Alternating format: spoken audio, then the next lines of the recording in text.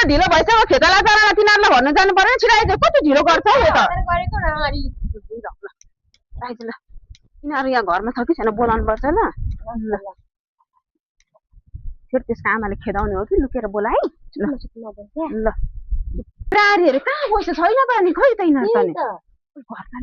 चाबी लाग्छ त कसरी त मान्छे त कहाँ गयो त ओइ आमा कति धेरै सब्जी दामी हुन्छ त्यो पकाएर खायो भने त गिरोला पनि रहेछ ओइ आमा बारीमा को बोल्दैछ बिस्तारै जाउँ त चोरहरू पसे जस्तो छ जाउँ त जाउँ कोरै छ हाम्रो बारी अनि यो चोर्नीहरू के गर्दैछ त्यहाँनिर करेला बारीमा चोरेको होइन हेरेको पो कत्रो करेला हेरेर हुन्छ मेल खेताला आएको कि चोर्नु आएको होइन हेरेको नि कहाँ थियो तिमीहरू